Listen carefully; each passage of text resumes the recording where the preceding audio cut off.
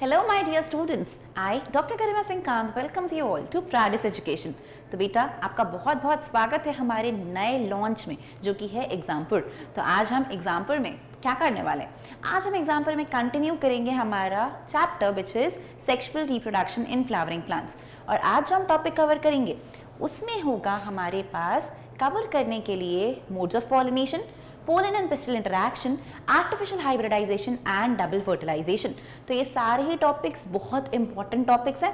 इस चैप्टर में इन टॉपिक से बहुत क्वेश्चंस आते हैं और क्या क्या क्वेश्चंस आ चुके हैं पास्ट में, सीबीएसई को क्या क्या अच्छे लगते हैं, क्या आंसर सीबीएसई आपसे एक्सपेक्ट करता है, सब कुछ आज की क्लास में हम डील करेंगे। तो आई होप सब लोग एकदम रेडी हो, प्रॉपर एनसीईआरटी एक बार रीड करके आए हो, क्योंकि एनसीईआरटी रीड करके आए होगे तो क्वेश्चन कुछ समझ पड़ेगा, आंसर क्या लिखना है तुमको पहले से पता होगा, राइट? तो स्टार्ट करेंगे हम आज का लेक्चर और सबसे पहले देखेंगे पॉलिनेशन एंड फर्टिलाइजेशन में 1 मार्क क्वेश्चंस क्या क्या पूछे गए हैं, मतलब very short answer type question से हम करेंगे लेक्चर की शुरुआत। तो चलो करते हैं श्री गणेश और देखते हैं वेरी शॉर्ट आंसर क्वेश्चंस का फर्स्ट क्वेश्चन। फर्स्ट क्वेश्चन क्या है? फर्स्ट क्वेश्चन है बच्चा, right 1 advantage and 1 disadvantage of cleistogamy to flowering plants. अब ये पूछ रहे हैं कि कोई एक फायदा और कोई एक नुकसान बताओ जो क्लिस्टोगैमस फ्लावर्स ऑफर करते हैं फ्लावरिंग प्लांट्स को। क्लिस्टोगैमी मतलब क्या? वो फ्लावर्स जो हमेशा ही क्लोज्ड हैं, which are not opening at all. अब ओपन नहीं हो रहे होते हैं तो आपको अश्योर्ड सीड सेट की गारंटी मिलती है कि अंदर ही अंदर पक्का सीड बनी जाएगी। बट जो डिसएडवांटेज आपको ऑफर करते हैं वो ये है कि कोई भी जेनेटिक रिकॉम्बिनेशन आपको नहीं मिलेगा, because cross pollination completely prohibited रहेगा इस कंडीशन में। तो ये आपकी 2 चीजें रहेंगी। तो एडवांटेज में बेटा आप लिख सकते हो अश्योर्ड सीड सेट, या फिर आप लिख सकते हो प्योर लाइन, मतलब आपके कैरेक्टर्स का लॉस नहीं होगा, सेम कैरेक्टर्स आपको मिलते रहेंगे। डिसएडवांटेज में आप लिख सकते हो no variation, only the parental characters are preserved, it can lead to inbreeding depression. तो आप इन तीनों में से कुछ भी पॉइंट अगर मेंशन करोगे तो आपको आपके फुल मार्क्स मिल जाएंगे, ठीक है? आपको आपके फुल मार्क्स मिल जाएंगे। तो यहाँ पर आपके पास ऑप्शंस है, कोई भी एक ऑप्शन लिखा तो मार्क्स सीबीएसई दे देता है। तो सीबीएसई बिल्कुल इसमें लापरवाही या कंजूसी नहीं करवाता है। जैसे ही आपका एक करेक्ट आंसर उसे दिखता है तुरंत आपको फुल मार्क्स दे दिए जाते हैं। अब देखो सेकेंड क्वेश्चन पूछा है बच्चा, ओहो पेन तो चालू किया नहीं है, चलो कर लेते हैं, कोई बात नहीं। सेकंड क्वेश्चन क्या पूछा है बच्चा? सेकंड क्वेश्चन पूछा है which one of the cell is an embryo sac produce endosperm after double fertilisation. क्या पूछ रहे हैं कि कौन सा सेल है एम्ब्रियो सैक में जो एंडोस्पर्म बनाता है डबल फर्टिलाइजेशन के बाद में। तो आपको पता है कि एम्ब्रियो सैक के अंदर का वो सेल जो एंडोस्पर्म का फॉर्मेशन करता है वो होता है सेंट्रल सेल। तो हमने लास्ट क्लास में ये चीज देखी थी बेटा, लास्ट क्लास में ये चीज देखी थी कि ऊपर की तरफ हमारे पास 3 एंटीपोडल्स हैं, नीचे की तरफ बच्चा अपने पास सिनर्जिड्स हैं जिनमें थिकनिंग्स है फिलिफॉर्म अपैरेटस, यहाँ पर एक्सेल है, और ये जो बीचों बीच वाला सेल है ये है आपका सेंट्रल सेल जिसके अंदर 2 पोलर न्यूक्लियाई प्रेजेंट है। तो कौन सा सेल पूछा है ना, which one of the cell in an embryo sac produces endosperm. तो सेल का नाम क्या होगा? सेल का नाम होगा बच्चा सेंट्रल सेल। तो central cell is the one which will be giving rise to endosperm post fertilization, okay, post fertilisation. चलो तो यही है इसका आंसर भी। तो इसका आंसर किसने देखा? तो आंसर में भी हम यही बताने वाले हैं कि सेंट्रल सेल है। और डिटेल बताते तो हम यही बताते कि डबल फर्टिलाइजेशन के बाद जो प्राइमरी एंडोस्पर्म न्यूक्लियस है वो बनता है because one of the male gamete fuses with the 2 polar nuclei. So 1 male gamete, 2 polar nuclei results in the fusion and produces primary endosperm nucleus. तो पहले प्राइमरी एंडोस्पर्म न्यूक्लियस बनेगा जो कि एक ट्रिप्लॉइड न्यूक्लियस है, और इसका जो पूरा सेल है वो कहलाएगा प्राइमरी एंडोस्पर्म सेल। और यही प्राइमरी एंडोस्पर्म सेल माइटोसिस कर करके खुद को बदलेगा बेटा इनटू एंडोस्पर्म, ठीक है? खुद को बदलेगा इनटू एंडोस्पर्म। अब ये क्या क्वेश्चन है? देखो यहाँ पूछा है, इन पिक्चर्स में आपको गाइनोशियम दिखाया है, एक है पैपेवर का और दूसरा है मिक्सिएला फ्लावर्स का। आपको बताना है एक difference in the structure of their ovaries. यहाँ पर आपको क्या डिफरेंस देखने को मिल रहा है in the structure of their ovaries, आपको इस चीज पे कमेंट करना है। तो आई होप कि डायग्राम दिख रहा होगा बेटा, बहुत ज्यादा ब्लर नहीं होगा, बुक वाला ही डायग्राम है, ठीक है? बुक में जो पैपेवर और बुक में जो माइचेला का डायग्राम है वही। अब यहाँ क्या डिफरेंस है? डिफरेंस है कि एक में आपको फ्यूजन दिख रहा है सिनकार्पिस कंडीशन, दूसरी में आपको फ्री दिख रहे हैं मतलब एपोकार्पिस कंडीशन। तो जब भी आपसे इस तरीके के क्वेश्चंस पूछे जाएं तो आपको ये बताना पड़ेगा ओवरी दोनों में मल्टी कार्पेलरी है बट एक में ओवरी की जो मल्टीपल कार्पेल्स हैं वो फ्यूज्ड हैं। ऑन दी अदर हैंड जो दूसरी वाली है उसमें सारे के सारे इतने सारे जो है वो सब इंडिविजुअल हैं बट वो फ्री हैं। तो मल्टी कार्पेलरी ओवरी है विथ फ्यूज्ड कंडीशन, तो इसे हम कहेंगे सिनकार्पिस। ऑन दी अदर हैंड यहाँ पर आपको सारे फ्री मिल रहे हैं तो इसे आप कहोगे एपोकार्पिस। एपोकार्पिस एग्जाम्पल बहुत अच्छे से ध्यान रखना कि माइकेलिया और पैपेवर ये इनके एग्जाम्पल्स थे, ठीक है। चलो नेक्स्ट क्वेश्चन देखते हैं। नेक्स्ट क्वेश्चन बोल रहा है बच्चों, if the stamens are well exposed usually which mode of pollination the plant is expected to follow. अब वो कह रहे हैं अगर आपके स्टेमेंस वेल एक्सपोज्ड हैं तो आप क्या उम्मीद करते हो आपका प्लांट किस टाइप का पॉलिनेशन करना चाहेगा। अगर स्टेमेंस वेल एक्सपोज्ड हैं तो खुद सोच के बताओ मुझे, स्टेमेंस ऐसे हवा में लहरा रहे यूं यूं यूं यूं हिलते जा रहे हैं तो इनके पोलेंस तो बढ़िया उड़ेंगे, आज़ाद पंछी हैं। अब जो आज़ाद पंछी हैं तो कहीं भी जा सकते हैं ना, हम रोक सकते हैं क्या उन्हें? बताओ रोका जा सकता है क्या? उसकी इच्छा उसकी मर्जी, जहाँ जाना चाहे जाए।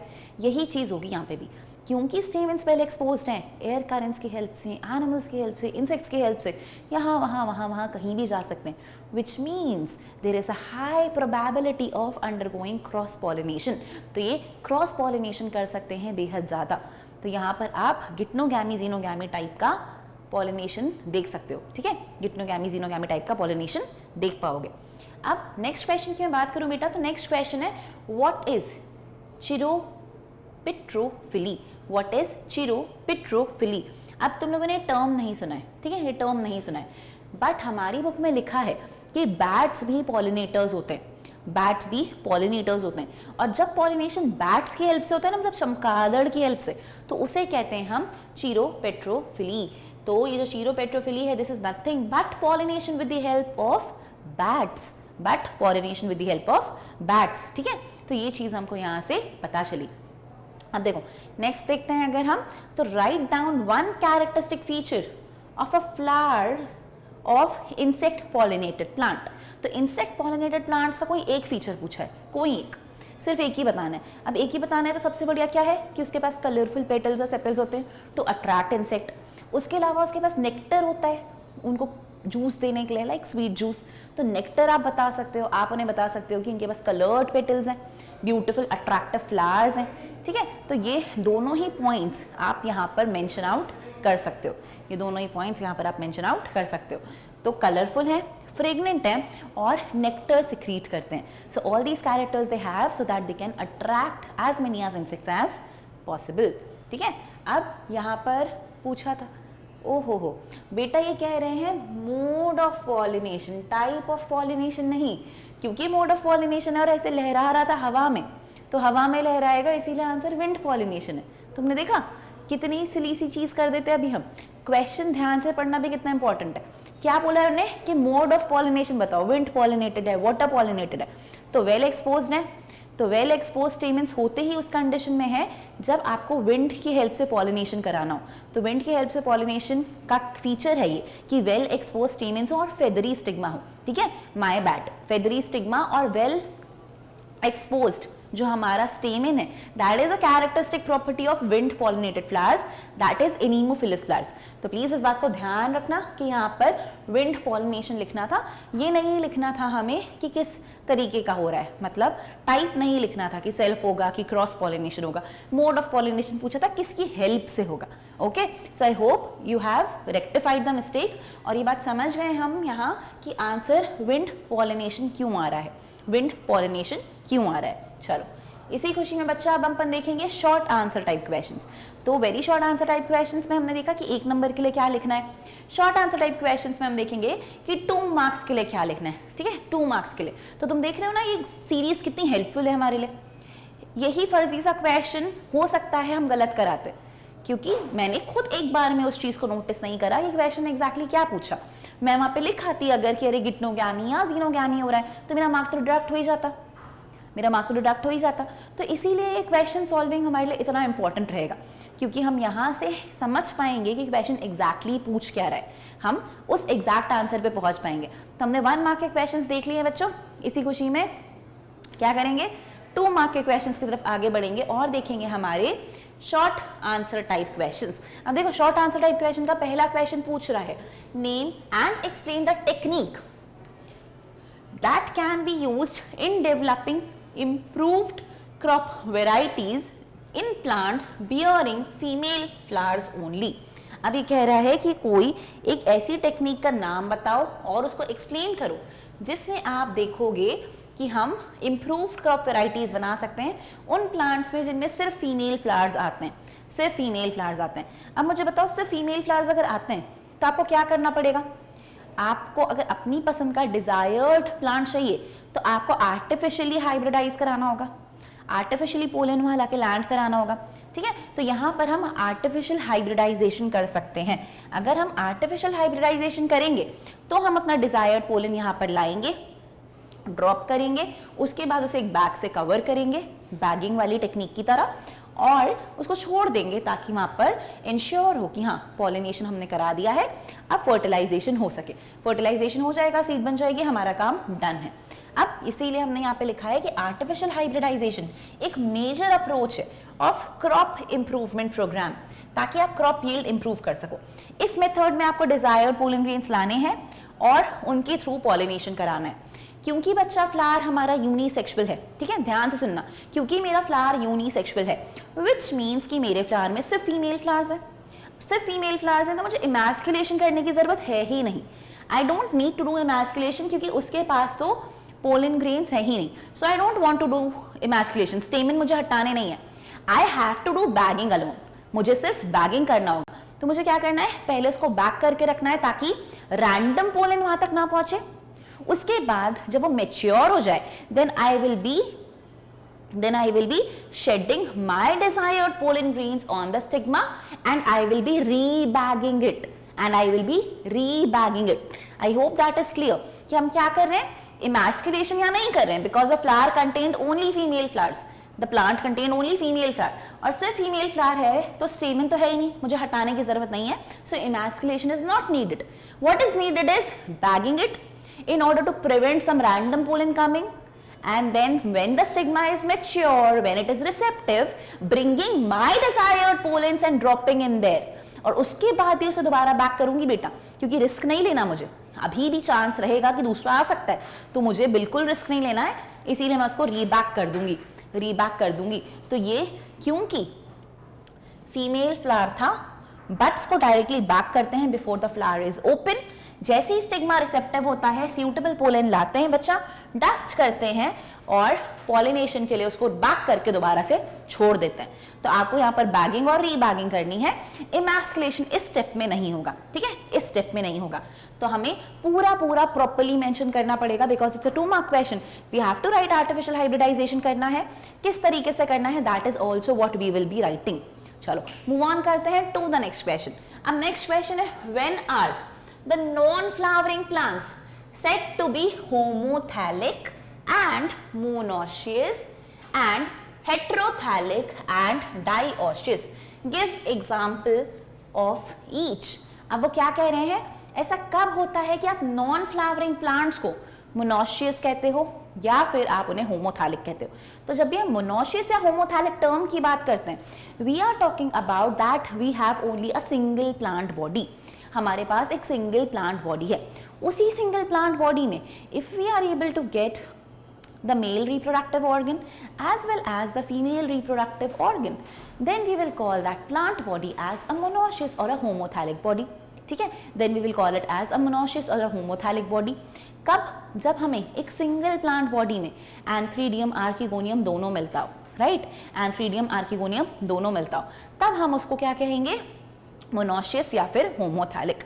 ऑन द अदर हैंड, अगर मुझे दो अलग अलग प्लांट्स मिले, एक प्लांट में मुझे सिर्फ आर्किगोनियम मिले, that is the female part, एक में मुझे सिर्फ एंथ्रीडियम मिले, that is the male part, तो मैं क्या कहूंगी, then I will say that the plant is a dioecious plant and it is heterothallic because I am having two different bodies। So I hope guys you are understanding this। क्योंकि यहाँ पर non flowering plants लिखा है, इसीलिए मैंने आपको ऐसे specify करके बताया। अब थोड़ा सा याद करो तो हमने ब्रायोफाइट्स में पढ़ा हुआ है, हमने बुक में डायग्राम देखा है, ठीक है, हमारी बुक में डायग्राम बनाए हैं मर्कैंशिया का, मेल फीमेल, तो वहां से आप ध्यान रखना कि that is a dioecious plant, that is a dioecious plant, तो ऐसे याद रख लेना। अब देखो प्लांट्स में जब भी बायसेक्सुअल टर्म यूज होती है तो बायसेक्सुअल टर्म के लिए ही हम होमोथैलिक या फिर मोनोशियस टर्म यूज करते हैं, whereby the male and female reproductive structures are found in the same plant, ठीक है, मेल और फीमेल स्ट्रक्चर्स जब आपको सेम प्लांट में मिलते हैं तब हम इसे मोनोशियस कहते हैं। अब बेटा देखो इसके आंसर में डिस्क्रिपेंसी दी है, हमने क्वेश्चन ध्यान से पढ़ा, इसीलिए हमने पढ़ा था नॉन फ्लावरिंग प्लांट्स, और अगर मैं बात करूंगी कुकुरबिट्स की या फिर कोकोनट्स की तो बेटा ये फ्लावरिंग प्लांट्स हैं, ये फ्लावरिंग प्लांट्स हैं। मैं यहाँ पर इनका एग्जाम्पल नहीं लिख सकती हूँ, मुझे जिनका एग्जाम्पल लिखना है वो या तो जिम्नोस्पर्म्स हो, या तो वो हो ब्रायोफाइट्स, या तो वो हो टेरिडोफाइट्स, ठीक है। तो इस चीज को एकदम गांठ बांध लो कि अगर हम ऐसा लिखते हैं तो हमें इसमें मार्क्स डिडक्ट होने के हाई चांसेस हैं, अगर हमारा टीचर हमारी कॉपी स्मार्टली चेक कर रहा है तो। अगर रैंडम चेकिंग चल रही है तो आपको इसमें पूरे मार्क्स मिल जाएंगे, अगर आपकी कॉपी ढंग से चेक की गई, बिल्कुल ध्यान दिया गया क्या क्वेश्चन था, तो आपको कुकुरबिट और कोकोनट लिखने में एग्जाम्पल के मार्क्स नहीं मिलेंगे, बिकॉज दोनों के दोनों फ्लावरिंग प्लांट्स हैं। तो मुझे बताओ थोड़ा सा सोच के कि क्या ये बात पल्ले पड़ रही है, 2-3 सेकेंड लो, सोचो कि क्या मेरी बात समझ पा रहे हो। फ्लावरिंग प्लांट्स होते हैं एंजियोस्पर्म्स, राइट, ये दोनों एंजियोस्पर्म्स हैं। ऊपर क्या लिखा है, नॉन फ्लावरिंग प्लांट्स। अब हमारा जो चैप्टर था वो तो था sexual reproduction in flowering plants, example हमसे नॉन फ्लावरिंग प्लांट का पूछा है, मतलब हमें 11th क्लास थोड़ी सी ब्रश अप करनी पड़ेगी और 11th क्लास में से प्लांट किंगडम में से एग्जाम्पल याद करना पड़ेगा, या फिर चैप्टर 1 जो तुम्हारे सिलेबस से हट गया है उसमें भी डायग्राम बना हुआ है तो वो भी तुम्हारी हेल्प कर सकता है। तो मैं तुम्हें 2-3 सेकेंड देती हूँ, थोड़ा सोचो कि तुम्हें कोई एग्जाम्पल ऐसा याद आ रहा है जहां पर कोई भी ब्रायोफाइट, कोई भी टेरिडोफाइट या कोई भी जिम्नोस्पर्म तुमने पढ़ा हो जो कि मोनोशियस या फिर होमोथैलिक हो। आई एम प्रीटी श्योर तुम्हें याद होगा क्योंकि हमने पढ़ रखे हैं, ठीक है, ज्यादा दूर नहीं जाओगे, जिम्नोस्पर्म से भी याद करोगे तो भी याद आ ही जाएगा। तो 2-3 सेकेंड लो, सोचो और मुझे बताओ, वरना फिर ये भी मैं ही बताऊंगी, ठीक है, सोचो जल्दी।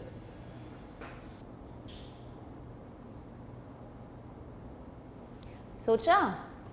चलो मैं ही बता देती हूँ बच्चों, नहीं सोचा तो यहाँ पर नॉन फ्लावरिंग प्लांट पूछेंगे तो आप पाइनस लिख देना, ठीक है, पाइनस लिख देना। पाइनस होता है बेटा एक जिम्नोस्पर्म।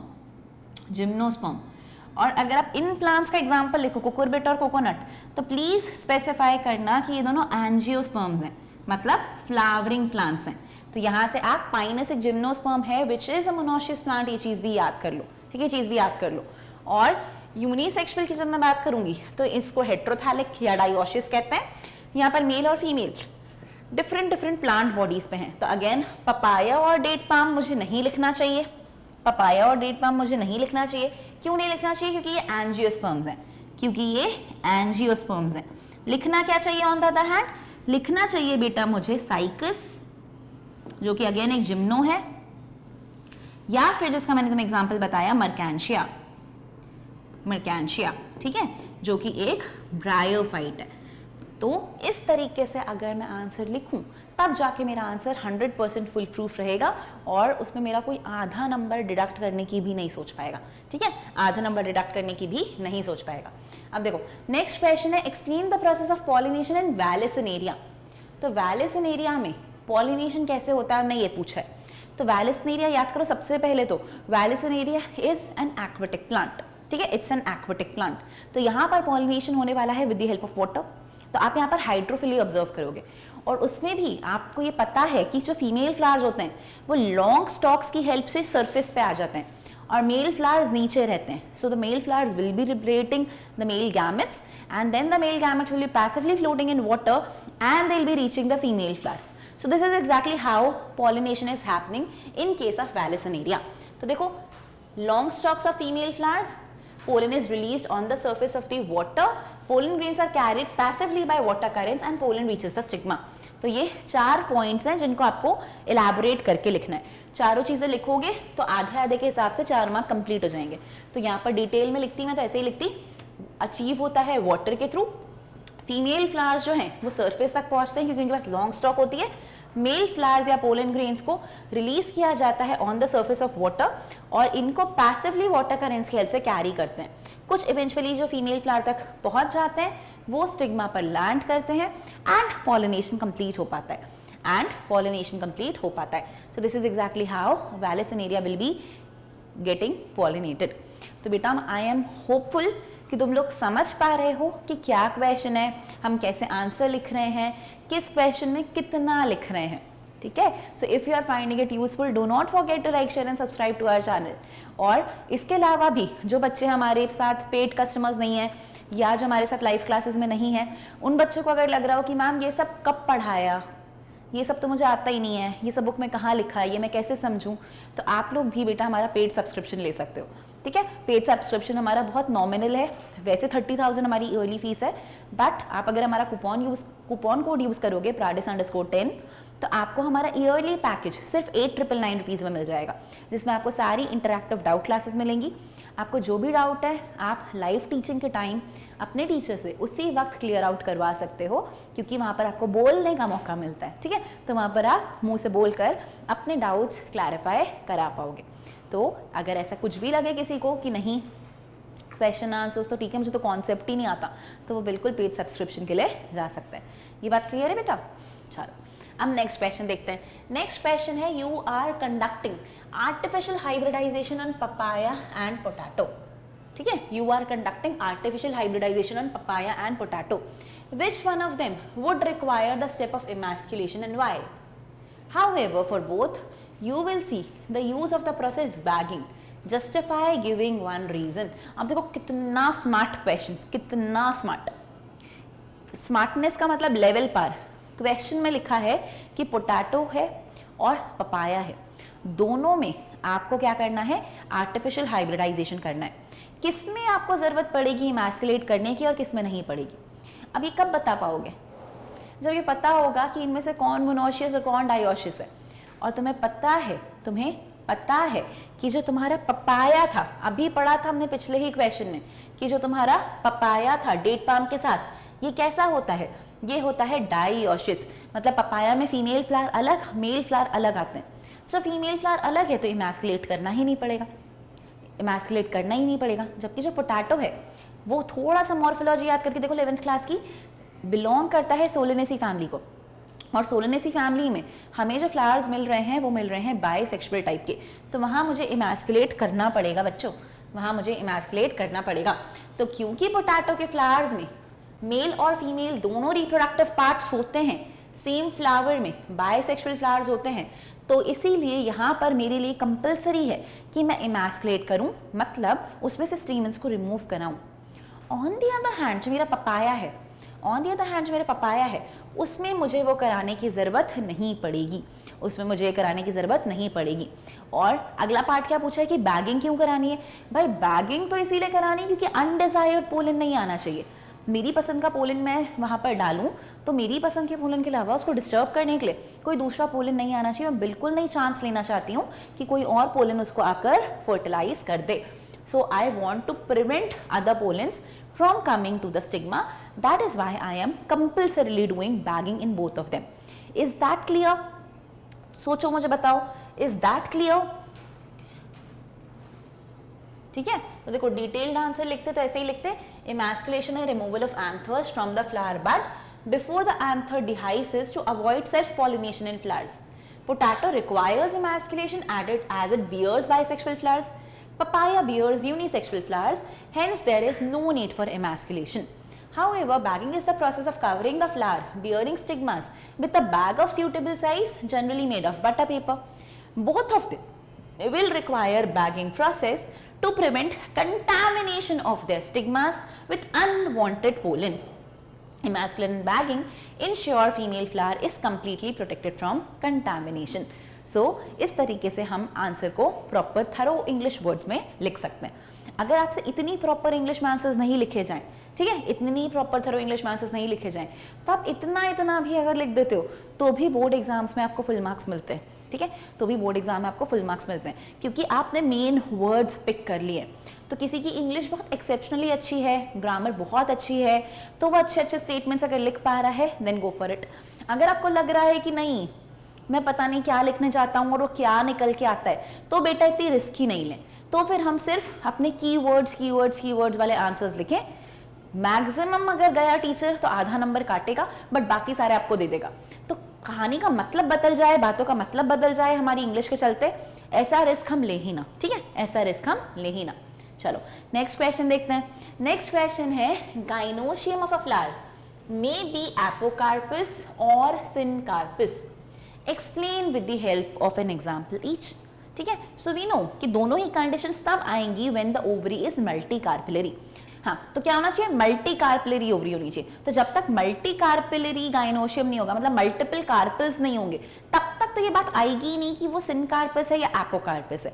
अब आप इमेजिन करो कि बहुत सारे कार्पल्स हैं और सारे के सारे कार्पल्स फ्री हैं, सारे के सारे कार्पल्स free हैं। When you have a multicarpillary ovary with all the carpels free, then you will call it as an apocarpus condition. Then you will call it as an apocarpus condition. तो apocarpus बच्चा बुलाएंगे ही तब जब बहुत सारे हैं और बहुत सारे के सारे फ्री हैं, बहुत सारे के सारे फ्री हैं। On the other hand, you will call it as a syncarpus condition when they are synchronized, मतलब when they are fused। तो हम syncarpus condition कहते ही तब है जब ये सबके सब बच्चों फ्यूज्ड होते हैं, सबके सब बच्चों फ्यूज्ड होते हैं। तो जब बहुत सारे हैं आपस में चिपक गए हैं तो आप इस कंडीशन को बुलाना सिनकार्पस। जब एक सिंगल सब अलग अलग दिख रहे हैं तो इस कंडीशन को हम एपोकार्पस कंडीशन बुलाते हैं। तो एपोकार्पस और सिनकार्पस कंडीशन याद रखनी है, ठीक है, याद।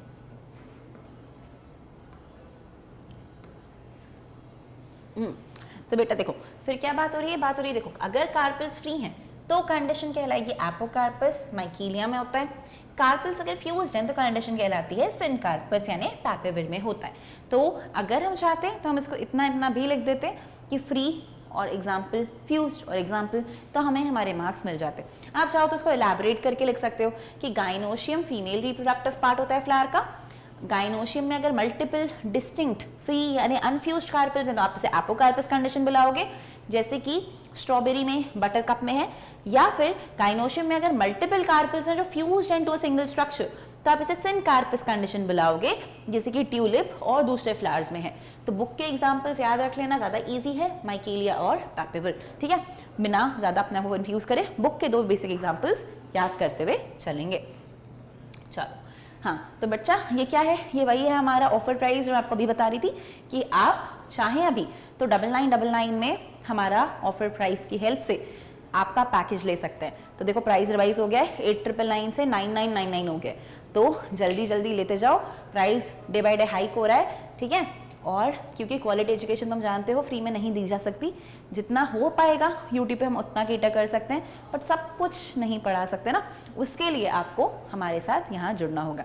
लेकिन एग्ज़ाम की जो प्रिपरेशन है बोर्ड एग्जाम के लिए वो तो हो ही जाएगी। बाकी छोटे भाई बहनों को बिल्कुल बता देना, ये भी बता देना कि इसमें उनको क्लासरूम वीडियो मिलेंगे, 3D वीडियोज़ भी मिलते हैं, प्लस लेक्चर वीडियोस मिलते हैं, स्मार्ट बोर्ड वीडियोस मिलते हैं। कोई लाइव लेक्चर मिस हो जाए तो उसकी रिकॉर्डिंग भी वहीं पर अवेलेबल रहती है। पूरा का पूरा कंटेंट, सारी बुक के free solution, practice sheets, worksheets और डाउट सेशंस, ये सब भी मिल जाता है, ठीक है, ये सब भी मिल जाता है। और इनफैक्ट अगर आप सब्सक्रिप्शन नहीं भी ले रहे हो तो भी बच्चा ये वाली चीज़ें आपको अवेलेबल करा दी जाएंगी अगर आप हमारा ऐप प्ले स्टोर या फिर iOS मार्केट से डाउनलोड कर लेते हो। तो फर्दर इन्फॉर्मेशन के लिए आप इस पर कॉल कर सकते हो, हमारी वेबसाइट को विजिट भी कर सकते हो, ठीक है। चलो अब अपन क्या करेंगे, अब अपन देखेंगे इसी टॉपिक से relevant short answer question type 2, यानी कि वो क्वेश्चन जो 3 मार्क्स में पूछे जाते हैं, कि सेम क्वेश्चन अगर 3 मार्क के लिए आते तो हम कितना एक्स्ट्रा लिखते, वो अब हमें देखना है। पहला ही क्वेश्चन पूछा है बेटा, draw a well labelled diagram of an longitudinal section of a pistil of a flower showing the passage of growing of the pollen tube up to its destination, up to its destination। तो longitudinal section बनाने बोला मतलब ऐसा लंबा वाला, तो कैसे बनाना है, ये वाला बनाना है, ठीक है। तो ये वाला सेक्शन बनाएंगे अपन, कुछ इस तरीके से बना लेंगे, ऐसे बना देते हैं, ठीक है। यहाँ से इसे ओव्यूल दिखा देंगे, यहाँ ठीक है, यहाँ ओव्यूल होगा, यहाँ पर बना देते हैं एम्ब्रियो सैक, यहाँ पर सिनर्जिड्स, फिलीफॉर्म अपैरेटस, क्योंकि फिलीफॉर्म अपैरेटस ही तो गाइड करेगा। इधर बना देते हैं बच्चों एंटीपोडल और यहाँ बना देते हैं सेंट्रल सेल और दोनों पोलर न्यूक्लियाई। अब दिखाना क्या है आइडियली, दिखाना ये है कि पोलन ट्यूब का जर्मिनेशन और उसका नीचे आने तक का प्रोसेस, ठीक है, पोलन ट्यूब का जर्मिनेशन और उसके नीचे आने तक का प्रोसेस, ये हमें आइडियली दिखाना है। तो पोलन ग्रेन हम यहाँ रखेंगे, पोलन ग्रेन से हम पोलन ट्यूब नीचे जाती हुई दिखाएंगे और यहाँ से ऐसे नीचे पहुँचेगी। जब ये ऐसे नीचे पहुँचेगी बेटा तो इसके दोनों गैमेट्स हमको यहाँ पर रिलीज होते हुए दिखाने। तो आप यहाँ पर दो सेल्स ऐसे दिखा देना कि ये दो हैं आपके मेल गैमेट्स, ये दो हैं आपके मेल गैमेट्स। क्या क्या लेबल करोगे, स्टिग्मा लेबल कर देना, पोलन ग्रेन लेबल कर देना, पोलन ट्यूब लेबल कर देना, यहां पर इसके अलावा लेबल कर देना एक्स सेल, सेंट्रल सेल, और बच्चा जो चीज लेबल कर देना वो है आपके filiform apparatus in the synergids, filiform apparatus in the synergids. तो इतनी चीज अगर हमने लेबल कर दी तो सब कुछ हमारे साइड से एकदम क्लियर है कि हम क्या दिखाना चाह रहे हैं, ठीक है, क्या दिखाना चाह रहे हैं। अब देखते हैं कि मेरा डायग्राम ऐसा दिखता है, इनका कैसा दिखता है। इनका डायग्राम ये बच्चों को जैसे ही दिखता है, ठीक है। इनने 2-3 पोलन दिखा दिए, सबकी ट्यूब नीचे तक ग्रो नहीं हो पाई। इससे ये भी क्लियर हो गया है कि सारे पोलन ट्यूब्स नीचे तक नहीं जाते। जो कंपैटिबल टाइप का है या सबसे ज़्यादा पसंद आता है उन्हें, सबसे ज़्यादा करेक्ट होता है, केवल वो नीचे तक पहुँचता है। बाकी pollen tube, antipodal, polar nuclei, egg cell और सिनर्जिड्स, इतनी लेबलिंग तो कंपल्सरी तौर पे करी हुई है। आपको एक और लेबलिंग यहाँ पर ध्यान से करनी है बेटा, which is the male gamete. Pollen tube क्या लेकर जा रहा है वो चीज़ आपको मेंशन करनी होगी, वो चीज़ आपको मेंशन करनी होगी, ठीक है। चलो नेक्स्ट क्वेश्चन है, explain double fertilisation in an angiosperm. पूरा का पूरा क्वेश्चन डायरेक्टली पूछ लिया एक ही बार में कि पूरा डबल फर्टिलाइजेशन का प्रोसेस बताओ। तो चलो अपन पहले डिस्कस कर लेते हैं। डबल फर्टिलाइजेशन इस टर्म का मतलब ही है कि फ्यूजन 2 बार हो रहा है, कि 2 बार फ्यूजन हो रहा है, फ्यूजन इज अकरिंग ट्वाइस। अब जब ट्वाइस हो रहा है मतलब 2 सेल्स रिक्वायर्ड होंगे, 2 सेल्स रिक्वायर्ड होंगे। पहला जो सेल रिक्वायर्ड है वो कौन सा है, वो है आपका सेंट्रल सेल। तो आप पहली बार देखोगे कि आपका जो सेंट्रल सेल है, सेंट्रल सेल के अंदर के जो आपके पोलर न्यूक्लियाई हैं, इनका फ्यूजन होने वाला है बच्चों with a male gamete, with a male gamete. और जब ये चीज होगी, the resultant structure which will be formed, the resultant structure which will be formed will be primary endosperm nucleus and it is going to be a triploid structure, it is going to be a triploid structure। इसीलिए step को हम कहेंगे बेटा triple fusion, इसीलिए step triple fusion कहलाएगी क्योंकि 3 haploid nuclei आपस में यहाँ पर फ्यूज होंगे। In the second fertilization, in the second fusion वाला step, you will be seeing that the egg cell as you know is the female gamete, will be fusing with the male gamete, will be fusing with the second male gamete। तो 2 male gamete होते हैं, generative cell से बने थे, याद ही होगा इतना। तो ये दोनों के दोनों जो हैप्लॉइड सेल्स हैं, जब ये फ्यूज होते हैं तो इस प्रोसेस को हम कहते हैं सिनगैमी या फिर फर्टिलाइजेशन। और इन दोनों का जो रिजल्टेंट होता है, इनके फ्यूजन का जो प्रोडक्ट होता है, उसे हम कहते हैं zygote, which is a diploid cell, which is a diploid cell. तो हमने देखा बेटा 2 बार फ्यूजन हो रहा है। पहली बार फ्यूजन हो रहा है हमारे सेंट्रल सेल का एक मेल गैमेट के साथ और प्रोड्यूस हो रहा है प्राइमरी एंडोस्पर्म न्यूक्लियस जो कि एक ट्रिप्लॉइड सेल है, जिसे हम ट्रिपल फ्यूजन कहते हैं। उसी के तुरंत बाद हम क्या देख रहे हैं कि एक सेल फ्यूज हो रहा है विथ द मेल गैमेट। और एक सेल जब मेल गैमेट के साथ फ्यूज होता है तो इस स्टेप को हम बुलाते हैं सिनगैमी यानी फर्टिलाइजेशन। बिकॉज 2 अलग अलग फ्यूजन्स हो रहे हैं ना, because fusion is occurring twice, इसीलिए इसको हम कहते हैं double fertilisation. Hence you call it as double fertilisation. अब ये जो 2 चीजें बन गई हैं, ये दोनों चीजें क्या करेंगी, बाद में माइटोसिस कर करके एंडोस्पर्म और आपका एम्ब्रियो बनाएंगी। तो वो होगा फर्टिलाइजेशन के बाद, मतलब वो है आपका पोस्ट फर्टिलाइजेशन इवेंट, वो है आपका पोस्ट फर्टिलाइजेशन इवेंट।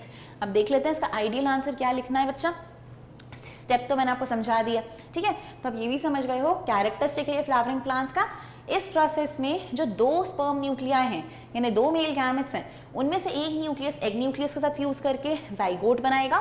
प्रोसेस को आप कहोगे सिनगैमी। ठीक है, वर्ड्स के साथ क्लियर है ना बेटा, एम्ब्रियो नहीं जाइगोट बनाएगा लिखना है, जाइगोट बनाएगा लिखना है। ठीक है, जो दूसरा है वो फ्यूज करेगा with the secondary nucleus to form the primary endosperm cell. ठीक है, या फिर प्राइमरी एंडोस्पर्म न्यूक्लियस। इस प्रोसेस को हम बुलाएंगे ट्रिपल फ्यूजन। 2 तरीके का फ्यूजन हो रहा है, सिनगैमी भी हो रही है, ट्रिपल फ्यूजन भी हो रहा है, इसीलिए इस प्रोसेस को हम कहते हैं डबल फर्टिलाइजेशन। इसीलिए इस प्रोसेस को हम कहते हैं डबल फर्टिलाइजेशन।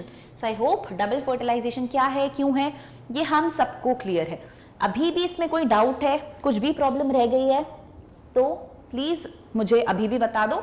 ठीक है, ताकि हम जब नेक्स्ट क्लास में 5 मार्क क्वेश्चंस देखें तो उस पर डील कर पाए। अभी फिलहाल हम क्या देख रहे हैं, नेक्स्ट क्वेश्चन देखते हैं। देखो नेक्स्ट क्वेश्चन है, explain 3 different modes of pollination that can occur in a chasmogamous flower. क्या बोला, एक चास्मोगैमस फ्लावर में कौन कौन से 3 अलग अलग प्रकार के पॉलिनेशन हो सकते हैं, आप ये हमें बताइए। अब चास्मोगैमस फ्लावर है मतलब the flower is open, the flower is open, और अगर फ्लावर ओपन है तो क्या क्या पॉसिबिलिटीज हैं, क्या क्या पॉसिबिलिटीज है। पहली पॉसिबिलिटी है बेटा कि उसके अंदर ऑटोगैमी हो जाए। ऑटोगैमी मतलब उसी प्लांट में सेल्फ पॉलिनेशन हो जाए, उसी का पोलन उसी के स्टिग्मा पे लैंड कर जाए, तो ये चीज होगी ऑटोगैमी। तो ऑटोगैमी का चांस है। दूसरा किस चीज का चांस है, दूसरा चांस है कि हो जाए आपकी गिटनोगैमी, मतलब उस वाले फ्लावर से उसी प्लांट के दूसरे वाले फ्लावर तक पोलन ग्रेन का ट्रांसफर हो। अब ये कराने के लिए आपको जरूरत पड़ सकती है हवा की, पानी की, या फिर किसी इंसेक्ट की। तो अगर गिटनोगैमी हो रही है तो it will require either a plant, either a wind, either water or a biotic agent that can be an insect or an animal. तो गिटनोगैमी में आपको इन चीजों की जरूरत पड़ सकती है because the plant is same yet the flowers are different. इसके पोलन को इसके स्टिग्मा पे लैंड कराना है तो किसी को तो लेकर जाना पड़ेगा, किसी की हेल्प से तो कैरी होगा। और तीसरी चीज जो हो सकती है वो हो सकती है कि एक प्लांट से पोलन ऑल टुगेदर दूसरे प्लांट तक ट्रांसपोर्ट किया जाए। अगर आपने प्लांट ही चेंज कर दिया है, यहाँ से वहाँ प्लांट ही चेंज करा रहे हो आप, तो इस चीज को हम कहेंगे जीनोगैमी। तो इस चीज को हम कहेंगे जीनोगैमी। और तीनों ही चीजें कराने के लिए क्या लगेगा, आपको कोई ना कोई पॉलिनेटिंग एजेंट लगेगा। तो या तो बायोटिक एजेंट्स हो या तो फिर एबायोटिक एजेंट्स भी हो सकते हैं। ठीक है, या तो फिर एबायोटिक एजेंट्स भी हो सकते हैं। तो 3 टाइप का मोड हमने बता दिया है। यहाँ पर ये भी बता दिया है कि ऑटोगैमी कराने के लिए जरूरत नहीं पड़ रही है पॉलिनेटिंग एजेंट्स की।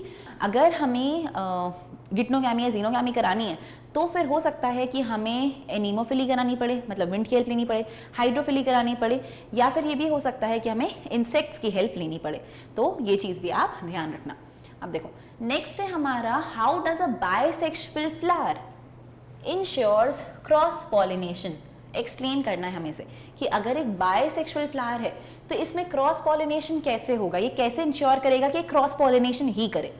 अब पहली बात तो बेटा क्योंकि ये बाइसेक्सुअल है तो इसके पास मेल और फीमेल दोनों स्ट्रक्चर्स हैं, मेल और फीमेल दोनों स्ट्रक्चर्स हैं, मतलब इसको अपने अंदर कुछ ऐसे चेंजेस लाने पड़े होंगे समय के साथ जो प्रमोट करें क्रॉस पॉलिनेशन को। मतलब हम बात करवाना चाह रहे हैं आपसे आउट ब्रीडिंग डिवाइसेस की। हम यहाँ पर जिस चीज़ पे फोकस करना चाह रहे हैं वो है हमारे आउट ब्रीडिंग डिवाइसेस, कि प्लांट्स ऐसा क्या लेकर आते हैं अपने अंदर कि वो क्रॉस पॉलिनेशन को इनकरेज करें। सबसे पहली चीज़ क्या करते हैं, सेल्फ इनकम्पैटिबिलिटी डेवलप कर लेते हैं, खुद कंपैटिबल ही नहीं रहते, अपने पोलन को पहचानते ही नहीं है। दूसरी चीज़ क्या कर सकते हैं, मेच्योरिटी का टाइम चेंज कर सकते हैं, स्टिग्मा पहले मेच्योर हो जाए, पोलन बाद में रिलीज हो। तीसरी चीज़ क्या कर सकते हैं, दोनों के बीच में डिस्टेंस क्रिएट करा सकते हैं कि एक ऊपर है एक नीचे है तो नहीं पहुंच पा रहा, सेल्फ पॉलिनेशन नहीं पॉसिबल है। चौथी चीज़ क्या कर सकते हैं कि ऑल टुगेदर दोनों टाइप्स अलग अलग बॉडीज़ में बनाने लगे। तो ऐसे कुछ काम ये करते हैं ताकि क्रॉस पॉलिनेशन को प्रमोट किया जाए, क्रॉस पॉलिनेशन को प्रमोट किया जाए। तो अब देखो आंसर क्या कहता है, आंसर कहता है पोलन रिलीज और स्टिग्मा रिसेप्टिविटी को सबसे पहले तो नॉन सिंक्रोनाइज कर दो। दूसरी चीज़ ये करो कि पोलन रिलीज हो स्टिग्मा के मैच्योर होने से पहले, स्टिग्मा बाद में मैच्योर हो। ठीक है, तीसरी चीज़ ये करो कि एंथर और स्टिग्मा को डिफरेंट पोजीशंस पे रखो ताकि ये कांटेक्ट में नहीं आ सके एक ही फ्लावर में। सेल्फ इनकम्पैटिबिलिटी डेवलप करो ताकि अपना ही पोलन अपने ही अपने ही एग सेल को फर्टिलाइज नहीं कर पाए। तो यही चीज़ आपको ध्यान रखनी है। तो इनने यही चीज़ की कोशिश करी है कि सिंक्रोनाइजेशन को अवॉइड किया है, अरेंजमेंट डिफरेंट डिफरेंट पोजीशंस पे किया है और सेल्फ इनकम्पैटिबिलिटी ले आए हैं, अपने ही पोलन को पहचानने से इनकार कर देते हैं, अपने ही पोलन को फ्यूज करने की कैपेबिलिटी नहीं देते। तो अगर ऐसा कुछ कर रहा है बच्चा तो मतलब आउट ब्रीडिंग डिवाइसेस की हमने बात की है। आउट ब्रीडिंग डिवाइसेस इनकरेज करते हैं क्रॉस पॉलिनेशन को और प्लांट को इन ब्रीडिंग डिप्रेशन में जाने से बचाते हैं कि कंटिन्यूस सेल्फ पॉलिनेशन कराने से ना रिसेसिव कैरेक्टर्स भी एक्सप्रेस होने लगते हैं। When you don't want that to happen, आपको क्रॉस पॉलिनेशन कराना होता है। चलो नेक्स्ट क्वेश्चन देखते हैं। नेक्स्ट क्वेश्चन पूछ रहा है डिफरेंशिएट बिटवीन गिटनोगैमी एंड जीनोगैमी, कि गिटनोगैमी और जीनोगैमी में क्या अंतर है, क्या अंतर है। तो मैं गिटनोगैमी और जीनोगैमी की बात करूंगी बच्चा, तो गिटनोगैमी सेम प्लांट में होता है, द प्लांट इज सेम, मतलब जेनेटिक कॉम्पोजिशन सेम है, उसी प्लांट का पोलन है, उसी प्लांट का स्टिग्मा है। तो गिटनोगैमी में जेनेटिक कॉम्बिनेशन सेम रहेगा। जीनोगैमी में द प्लांट्स आर डिफरेंट, मतलब जेनेटिक वेराइटी ज्यादा आएगी, जेनेटिक वेराइटी ज्यादा आएगी। तो सबसे बड़ा डिफरेंस तो यही है कि geitonogamy is transfer of pollen grains from the anther to the stigma of another flower in the same plant. तो प्लांट सेम है, फ्लावर्स दोनों अलग अलग हैं, फ्लावर्स दोनों अलग अलग है। But when you talk about xenogamy, xenogamy is the transfer between flowers on two different plants, तो ये ही गिटनोगैमी और जीनोगैमी में अंतर है। तो गिटनोगैमी में the plant is always the same, the flowers are different, but when you talk about xenogamy the two plants are also different and the flowers are certainly different. ठीक है, तो ये है इनके बीच का डिफरेंस। अब देखो नेक्स्ट है difference, write the difference in the characteristics of progeny produced as a result of the two processes। जैसे मैंने आपको पहले ही बता दिया ये बात कि अगर मैं इनकी प्रोजेनी के कैरेक्टर्स की बात करूं तो यहाँ पर आपको वेरिएशन नहीं मिलेगा या फिर आपको वेरिएशन बहुत लिमिटेड मिलेगा। But when I will talk about xenogamy no, यहाँ पर जेनेटिक कॉम्बिनेशन ज्यादा आएगा, आपको वेरिएशन ज्यादा मिलेगा, आपको वेरिएशन ज्यादा मिलने वाला है। तो characters of the progeny in geitonogamy will be the same as that of parents, that is no variation will be introduced. तो होमोजाइगोसिटी रहेगी यानी प्योर लाइन रहेगी, low rate of variation, because क्योंकि कोई भी दूसरा जेनेटिक मटेरियल आ ही नहीं रहा है, दोनों प्लांट एक ही था तो पूरा का पूरा डीएनए सेम ही है, तो इसीलिए यहाँ पर आप देख रहे हो इनब्रीडिंग डिप्रेशन के चांसेस बढ़ेंगे। ऑन दी अदर हैंड अगर मैं बात करूंगी जीनोगैमी वालों की, तो दो अलग अलग पेरेंट्स हैं, वेरिएशन ज्यादा आता है, वेरिएशन ज्यादा आता है तो आप देखते हो वेराइटी ज्यादा डेवलप हो रही है और इनब्रीडिंग डिप्रेशन के चांसेस भी बच्चा कम रहेंगे, इनब्रीडिंग डिप्रेशन के चांसेस भी कम रहेंगे। तो ये चीज आई होप हमने समझ ली है कि कैरेक्टर्स प्रोजेनी के जो गिटनोगैमी में होते हैं वो सेम होते हैं एज दैट ऑफ पेरेंट्स, और होमोजाइगोसिटी या प्योर लाइन जितने लो वेरिएशन आता है इससे इनब्रीडिंग डिप्रेशन हो सकता है। On the other hand xenogamy में डिफरेंट पेरेंट्स हैं, वेरिएशन ज्यादा आता है इसलिए इनब्रीडिंग डिप्रेशन के चांसेस ना के बराबर हैं।